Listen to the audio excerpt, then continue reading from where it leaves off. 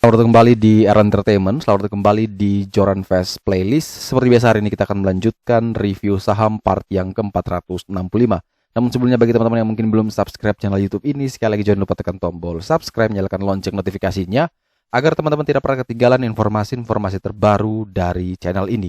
Di part yang ke-465 kali ini kita akan kembali mereview ada 6 saham, ada saham MLPL, Fire, MTEL, Avia, Arna, dan SSIA. Di mana saham pertama yang akan kita review hari ini adalah saham MLPL ya, di mana saham MLPL ditutup naik 4,46% di harga 234. Kalau misalkan teman-teman perhatikan MLPL apakah masih bisa terus naik? Ya, kita tidak tahu, tapi indikator di sini menunjukkan ini kuat sekali ya. Menurut saya pribadi ini kuat sekali dan masih memungkinkan dia naik walaupun mungkin sifatnya lebih terbatas karena hati-hati ketika dia naik kemudian muncul hijau lagi berarti ada tekanan atau ada yang mulai menjual pelan-pelan. Jadi indikator yang bagus adalah di border flow kami itu ya adalah bar putih ya.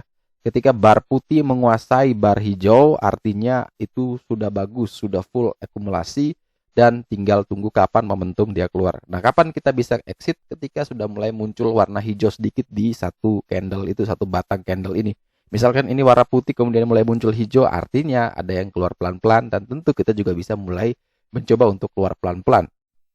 Tapi kalau kita lihat dari teknikal di sini ada yang kita sebut dengan SSR2 ya, semi support resistant 2 di mana karena harga saat ini di 234 sedangkan harga SSR di 227 artinya sekarang SSR2 ini menjadi semi support.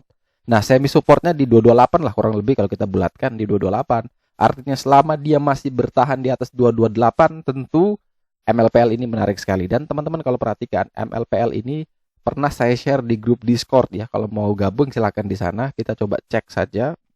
Di sana itu saya sudah share bahwa MLPL itu menarik ya. Ini sudah saya persiapkan. Ada yang tanya kebetulan MLPL gimana Kak ditarik tanggal 8 Maret?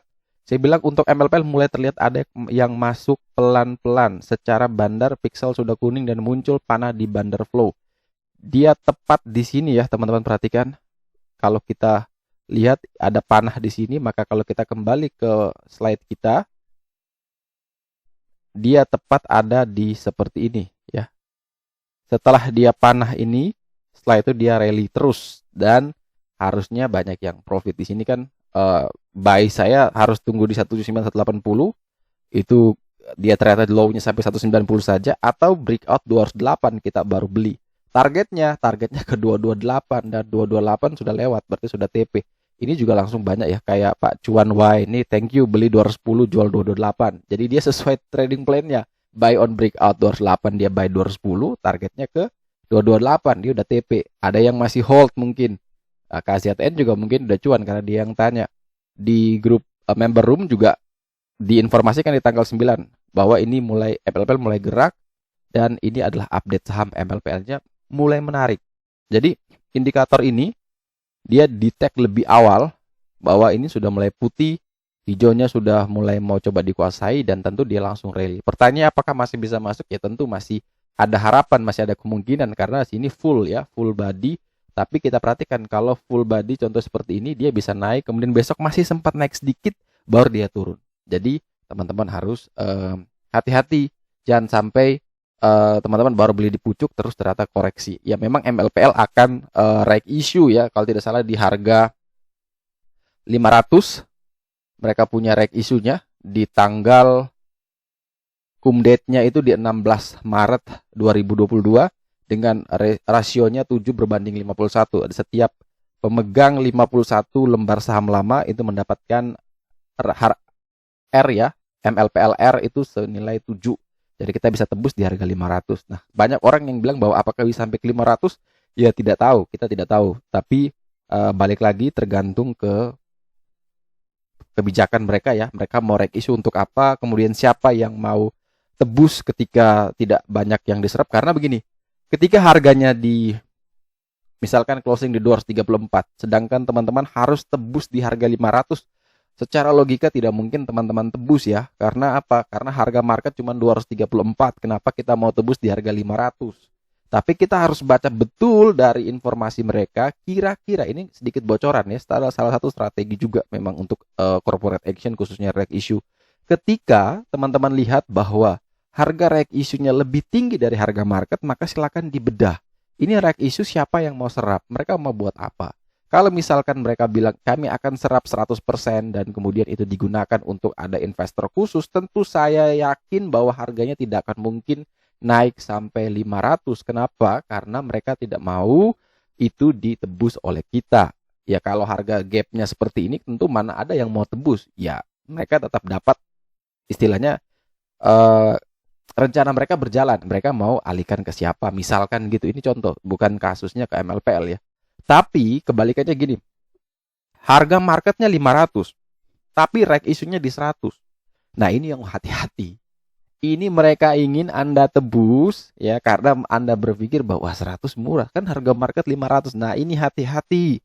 Karena di sini kemungkinan besar mereka mau 100% kalian yang tebus sehingga mereka dapat dana segar. Dana segar ini mereka pakai buat ekspansi atau apapun itu, tapi mereka tidak mengambil porsi atau tidak menebus semua sisa dan sudah pasti tertebus semua karena sekali teman-teman beli atau tebus harganya udah kan masih ada gap. Pasti kan masih cuan. Hanya biasanya itu ARB.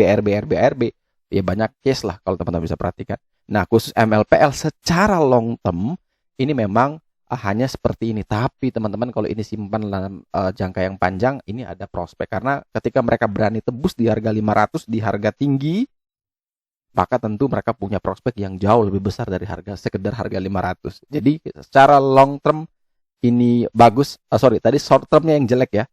Secara long term MLPL bagus, tapi secara short term saya pikir ini mungkin saya bisa salah bisa benar ya. Untuk 500 kayaknya susah, tapi kalau dalam long term bahkan lebih dari 500 itu sangat mungkin ya. Kalau memang mereka punya skenario seperti itu. Jadi untuk MLPL yang mau trading mungkin tinggal sedikit lagi teman-teman, target terakhir ke 288, yang sudah punya barang kawal aja update trailing stop. Kemudian yang baru mau beli ya boleh-boleh saja asalkan tidak turun lagi di bawah 228 ya. Karena turun lagi di bawah 228 maka dia potensi kembali ke 210 dan itu minusnya cukup dalam. Kemudian selanjutnya kita ada Fire di mana saham Alpha Energi Investama ditutup stagnan di harga 368. Teman-teman bisa perhatikan Fire terus konsolidasi, terus sideways dan teman-teman perhatikan dia masih berada di antara support paling kuat SPK dan RPK di 408 ya. Resisten paling kuatnya di 48. Supportnya 352, closingnya ada di 368.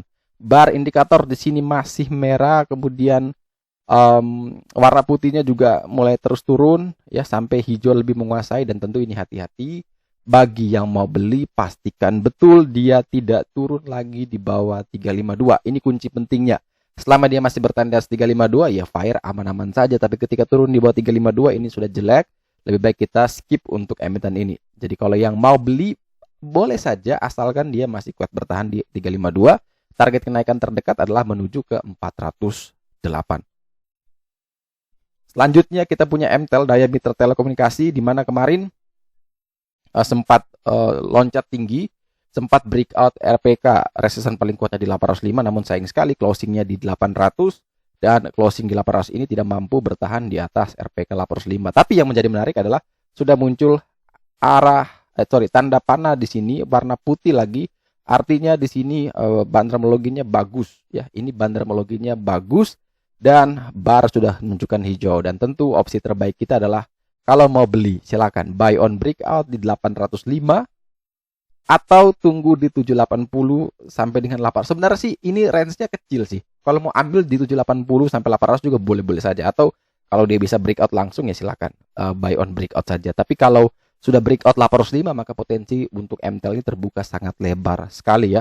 Kalau kita perhatikan juga dari broker summary, coba kita buka di RTI broker summary-nya, kita bisa perhatikan di sini secara broker summary bandarmologinya dari structure itu bagus sekali, dari volume pun juga bagus sekali. Jadi indikator di sini juga menunjukkan bandar flow-nya menarik, sudah masuk full indikator hijau dan tentu ini kita bisa beli buy on breakout. Ini masih mungkin ada potensi ke 830, kalau 830 bisa ditembus mungkin ke 900 ini targetnya. Jadi teman-teman bisa antisipasi kalau buy on breakout di 805 ya prepare cut loss beberapa tick dari 805. Tapi kalau mau ambil di harga saat ini di 800 mungkin di 790 ya batasi cut loss di bawah 780 boleh. Berikutnya ada saham Avia, di mana saham Avian Tbk ditutup di harga 730 atau sekitar naik 2,1%. Teman-teman bisa perhatikan setelah Avian itu dibanting, dia kemudian mulai konsolidasi naik dan indikator di sini menunjukkan mudah ada panah yang muncul ya, panah buy sebenarnya di sini secara bandermologi. Tapi kita harus perhatikan betul bahwa di sini dia masih belum menembus area yang disebut dengan area SSR1 ya. Ini semi support resistant. Karena harganya berada di bawah ya, ini disebut semi resistant. Opsi terbaik untuk Avian adalah buy on breakout di 750 ya. Teman-teman bisa beli buy on breakout 750 target ke 810 sampai dengan 850. Selama dia masih belum breakout dari 750 lebih baik kita wait and see. Tapi ketika dia bisa breakout 750 maka ada potensi Avia masih bisa terus lanjut menaikkan ke level yang lebih tinggi lagi. Selanjutnya kita punya saham PT Arwana Citra Mulia Tbk, di mana saham Arna ditutup di level 1,14% di harga 885. Saham Arna sendiri memang berhasil breakout dari resisten paling kuatnya di 870 dan closing di 885. Tentu ini sebenarnya sudah aman sekali untuk Arna. Selama dia tidak turun lagi di bawah area 870, tentu Arna masih terus punya potensi melanjutkan kenaikan bisa sampai di sekitaran 930. Jadi kalau teman-teman yang mau membeli silakan boleh dibeli. Indikator juga sudah ada tanda panah walaupun di sini masih berwarna hijau ya, masih cukup rawan. Panelnya juga hijau. Tapi di sini sudah muncul sinyal ini ya, tanda panah, dan teman-teman juga harus hati-hati juga. Kalau dia masih bisa kuat bertahan di atas 870 ya aman, boleh beli 870, 880, target ke 900 terdekat untuk scalping atau mau sampai 930. Tapi ketika turun lagi di bawah 870 ya prepare untuk SL ya, pasang SL-nya, dan nanti tunggu lagi di sekitar area support berikutnya di 815. Dan saham terakhir yang akan kita review hari ini adalah saham Surya Semesta Internusa atau dengan kode emiten SSIA.